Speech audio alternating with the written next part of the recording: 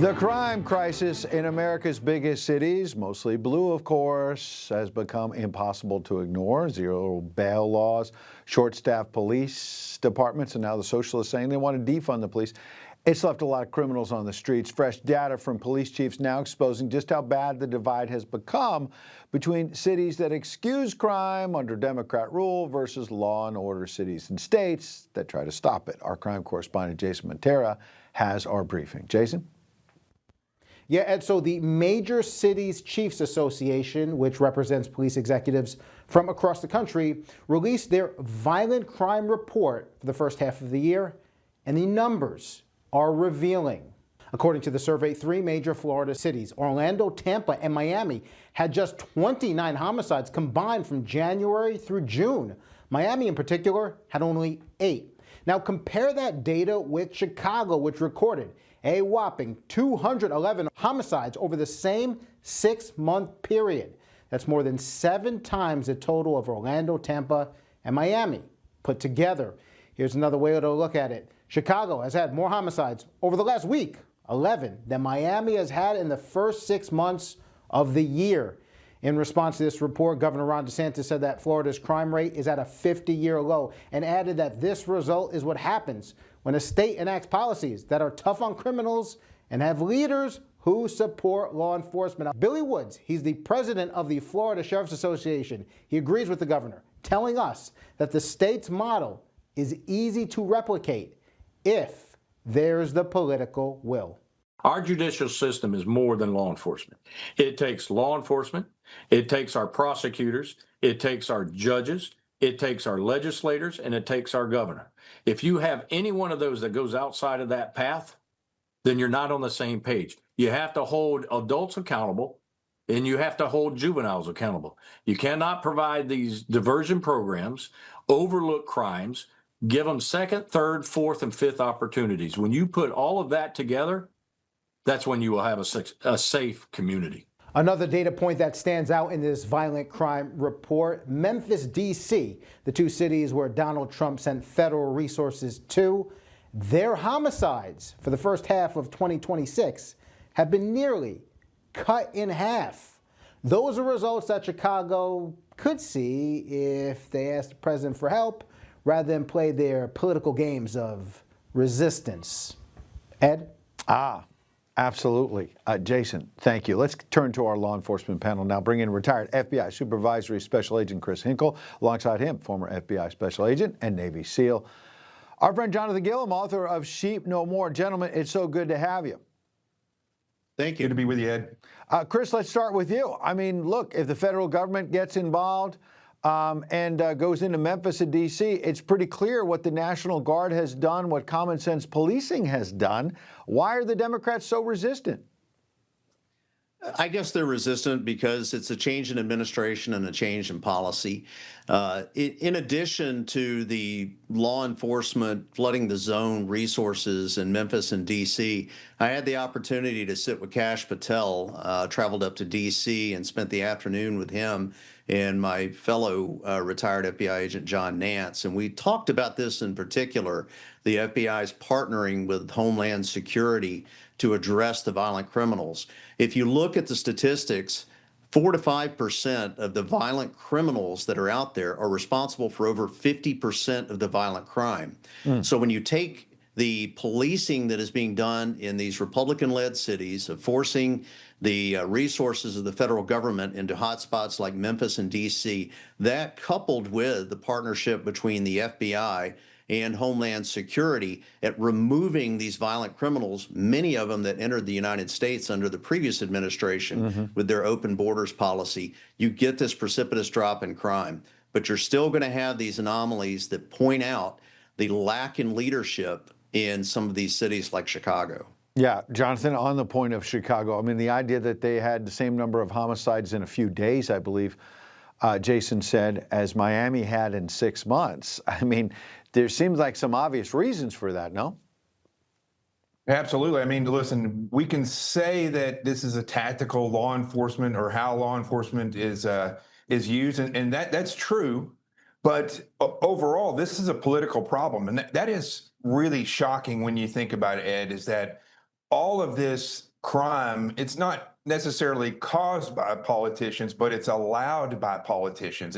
And look, you want to really throw this a loop into this, add into it the late term or the abortions that are occurring in those same cities, those blue cities, versus cities where typically are ran by conservatives in states where it's against the law to have an abortion. Now look at the murder rate, because I do believe that's murder. So it's in the same arena when you look at how these politics are in effect in these different places. And I think, Rudy Giuliani proved this with New York when he cleaned that up very rapidly, is that you think outside the box and you keep people accountable from the small crimes up, and you hold them to that standard.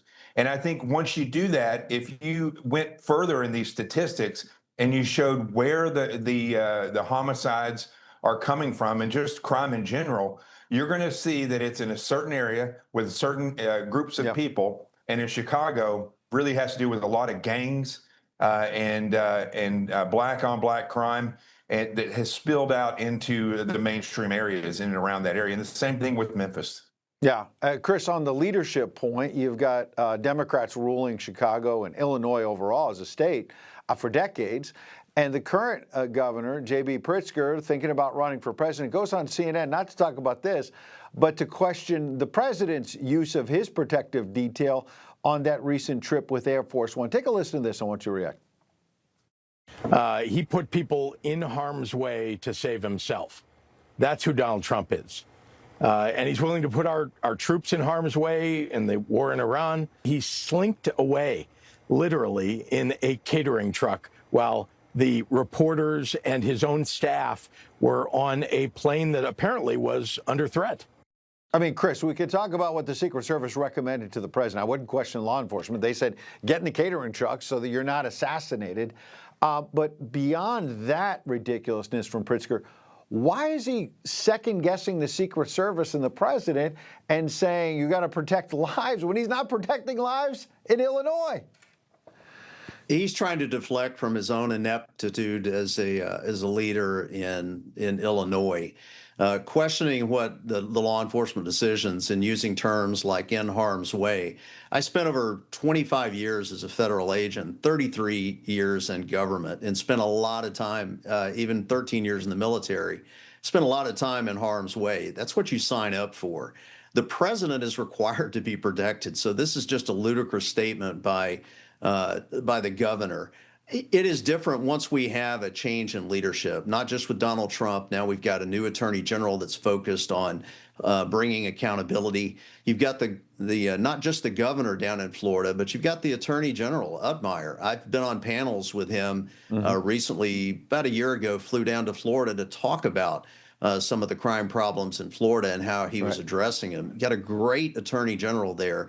And I think you're going to see big things from him at the way that he has the backs of law enforcement. And once you have that joint leadership from your governor, your attorney general, and law enforcement, federal, state, and local, it's a powerful weapon against crime. It certainly is. But, Jonathan, the only thing I might disagree with, I think Chris is exactly right about the state and local level. In a place like Florida, the proof's in the pudding in terms of stats. But if Democrats take control of Congress and start defunding some of the federal money, I mean, Florida's got money in the bank and all that, but they could try to defund ICE. I know ICE has been funded through 2028 in that recent deal. But my point, Jonathan, is the Democrats are going to start mucking around with budgets. They want to defund police. People like AOC now saying, well, that was woke one. It was a phase. We're different now. Do you believe them?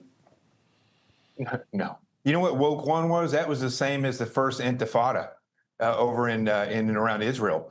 What they're wanting to do is go to the second Intifada, which then you would start to see massive violence. At the same time, if they're in charge, they would try to defund police and law enforcement and injure their ability to actually do what Florida has done.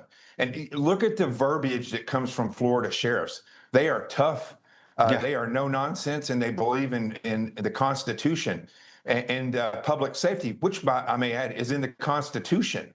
Yes. And so I think the reality of this, Ed, is that these people that are running, these Democratic Socialists and the Democrat Party, I think if Kash Patel really wanted to do something and this president really wanted to stop it, there's plenty of laws on the books to stop this from occurring because they are conspiring to overthrow this country with another form of government. And that is something that is legitimate that they can investigate. And all of these leftists would fall under that category. Well, but I do want to thank Pritzker for one thing. He just gave us a perfect example of this ridiculous politics in what he said, because what happened with Trump was a law enforcement national security issue, not an issue of Trump's decision to leave other people in harm's way. That's what Pritzker does every day with his governorship. there you go. You nailed it. Jonathan, Chris, appreciate your insights. Thank you. Thank you.